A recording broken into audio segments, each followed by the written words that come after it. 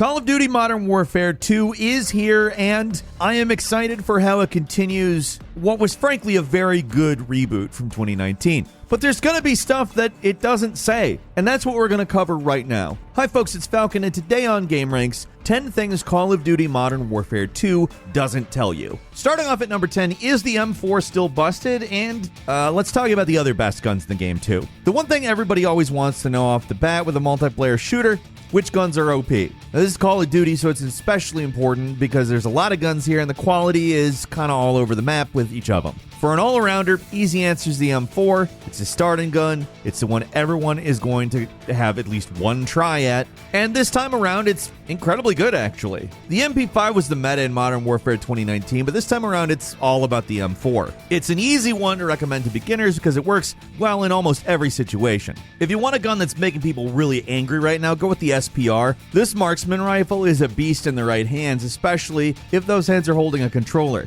This year, the aim assist for console players is really generous, so a lot of keyboard and mouse players are switching to controller. Like, that's how much the aim assist helps. The SPR can kill with one body shot, so combine that with the aim assist and you've got a really effective weapon. There is a reason people are all running around with this thing right now. SMGs, on the other hand, have for the most part been nerfed, but they can still be pretty effective in close quarters. The MX-9, this game's version of the P90, is especially strong in close quarters fights. The damage drop-off on SMGs is totally insane this year, so don't bother trying to shoot from any distance. But close up, incredible. While SMGs have mostly been hurt this year, there's one gun type that has really been buffed. That's the pistols. Instead of taking 6 shots to kill somebody, a lot of pistols, including the start one, can kill with 2 shots at close range. The revolver, called the Basilisk, is particularly powerful even at long ranges. If you really want to enrage people, going akimbo with revolvers with the snake shot ammo, it's just cruel. This thing was a terror in the last Modern Warfare, and it is just as dirty in this game. At number 9 is how to unlock attachments. One of the most confusing changes to weapons in Modern Warfare 2 is how unlocking attachments now works. I was gonna skip this, but there's so many people who are confused and frustrated with the new system, so we decided we would talk about it. In previous entries, attachments for guns were pretty simple. You just leveled up your gun and you unlock stuff for it. In this one, it's more complicated though. Now many attachments are shared between guns, and if you want to unlock them, you have to have a certain rank with that gun, particularly instead. The easiest way to find out what guns you need to rank up and to what level is by opening the gunsmith and then scrolling to the part you want to unlock. You look for the green text under the weapon description, and that'll tell you what weapon you need to rank up to unlock that attachment. A little more convoluted, isn't it? Now, I do think it's meant to encourage players to try out different weapons, but it's confusing for both new and returning players. Certain attachments even require you to rank up weapons in completely different categories. Like, to get certain shotgun attachments, you have to rank up SMGs, and I really just don't understand that. And number 8, while we're on the topic of ranking up weapons, what's the fastest way to do it? So you're going to be forced to rank up weapons that you don't want to use with this new attachment unlock system. So there's some tips that seem to work in terms of ranking them up faster. Probably the easiest mode to rank up weapons in is Invasion. Like, there's a ton of targets, a lot of them are easy to kill bots, and it all counts for weapon ranks, so you're free to go nuts with whatever weapon you want, and you're going to get a good amount of kills no matter what. Another easy way to rank up weapons is to play co-op. Best map for people who just want to get a lot of kills quickly is the defense one, called Defender Mount Zaya. When you just want to rank up and not worry a lot about other players, Defender's the place to do it.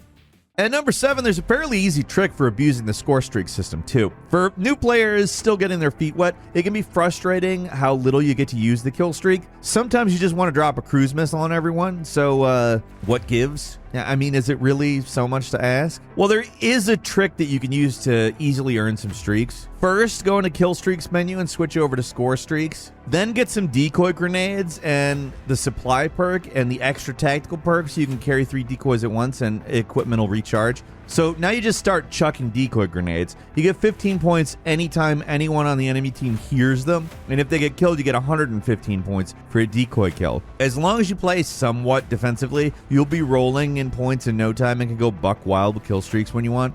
The trick works best on maps with control points, but the range of hearing for each decoy grenade is so wide that you'll almost always get a few hits no matter where you throw it. If all you want to do is build up your score streak, decoy grenade is a fantastic tool.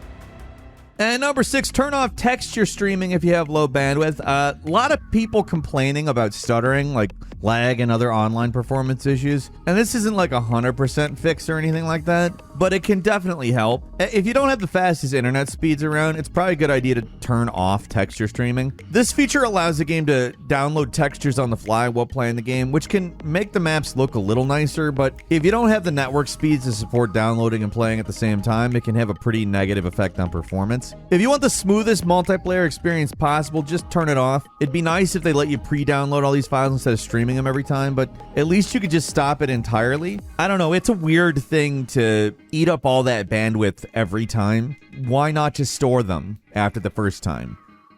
And number 5, bunny hopping has been nerfed. In Modern Warfare 2019, the meta was all about drop shotting, dolphin diving, and bunny hopping. And if you hated all that stuff, I got some pretty good news for you. But if you loved it, maybe not the best news, because it's all been nerfed into oblivion. The new meta is a lot simpler this go around. Pre-aiming was already important, but now it's basically what you've got. ADS speed when exiting a sprint, it's pretty brutal now. You lose a huge amount of acceleration when you jump, and slide canceling is just plain dead, like it doesn't work anymore. Nearly all of the old movement tricks have been killed from the game. That doesn't stop people from trying to do it, especially corner jumping, but it's way less effective. Like, versus somebody who's already pre-aiming, you're just going to lose every single time. And number 4, the trick to getting the Gunless achievement. There's a couple campaign achievements that challenge you in the single-player story mode. Probably most of them pretty self-explanatory, but I think there's a few things about the Gunless one that should use some clearing up. You earn this achievement by completing the level alone without firing a single shot. That sounds difficult, and it is, but there are a few ways to make it easier. The most important thing is the wording on the achievement. You can still kill enemies, you just can't fire a gun. That means weapons like the throwing knife and, kind of surprisingly, the crossbow don't count. You can use both of these tools and they make getting through the level way easier. The first throwing knife you can get from a safe after going through the door with the dying guy. The clue for the save is on the calendar and the code is 101080. Throwing knife, it is a beast. It's a one-hit kill you can collect off the dead body every single time, so reuse it as many times as you like. Second safe in the plaza right after leaving the restaurant containing the first one is in the garage, and the code can be found on a nearby computer. The combination is 376080 and has one more throwing knife and a crossbow with 2 bolts. Like the knives, the bolts are a one-hit kill and can be collected again after firing, and they're basically essential for getting through the end of the map without firing a shot. If you get these 2 weapons, then getting the Gunless achievement becomes way easier. And number 3, battle rifles do different damage depending on their firing mode. This one I gotta give all the credit to a Reddit user named Tired of Pink, which, let's be serious. If pink is an innuendo, what? If it's just the color, sure, I get it. There's a lot of pink out there. But anyway, this guy put in the work to discover that battle rifles, which are normally pretty effective, actually do different levels of damage depending on if they're fired semi-auto or full auto. So switching between the firing modes doesn't just make you more accurate with a lower fire rate, it actually affects how much damage you're doing. Full auto is noticeably weaker than semi-auto, and actually sometimes goes too far as to take an extra shot just to kill somebody. The 2 most commonly considered good battle rifles, the SO-14 and the TAC, they can kill someone with 3 shots to the torso on full auto, but only 2 on semi-auto. These guns already have a relatively low rate of fire, so that 1 bullet can make a pretty big difference. If you're going to try to main one of these guns, remember to swap between firing modes, because that can make a really big difference.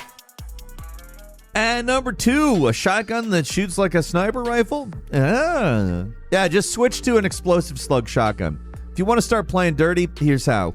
There's no gun more controversial than a shotgun, and nobody can agree if it's overpowered or underpowered because everyone's working from a different starting point. But if you want something that's feeling pretty overpowered right now, just try this weapon. It's the Bison 800 shotgun with a 12-gauge explosive ammo. It's literally an explosive slug, which combined with the already very, very generous aim assist, it turns your shotgun into a kind of sniper that does splash damage. It can almost feel like cheating at times. Like, it's just wrong to be able to hit people accurately from these kinds of ranges with a shotgun. Yeah, it's a slug, but it just isn't right. And finally, there are some really amazing inspect animations. Like, this is just a fun little thing we thought we'd end on. In-game, you can inspect your weapons by pressing I on the keyboard or by holding left on the D-pad on a controller. And while most of these are just stock animations, but a few of them really get some extra flair. If you've got the revolver, then instead of just looking at the gun, you'll do some fancy pistol spinning tricks, which can look pretty damn cool, especially because the revolver is actually pretty good, so getting kills with it's pretty viable. Another weapon that lets you do fancy stuff is the knife. For players who really like to show off, there's some pretty cool little animations that don't amount to much, but you really look like a badass when you do them. And that's all for today. Leave us a comment, let us know what you think. If you like this video, click like. If you're not subscribed, now's a great time to do so. We upload brand new videos every day of the week. Best way to see them first is, of course, a subscription, so click subscribe. Don't forget to enable notifications, and as always, thank you very much for watching this video. I'm Falcon. You can follow me on Twitter at Falcon the Hero. We'll see you next time right here on GameRanx.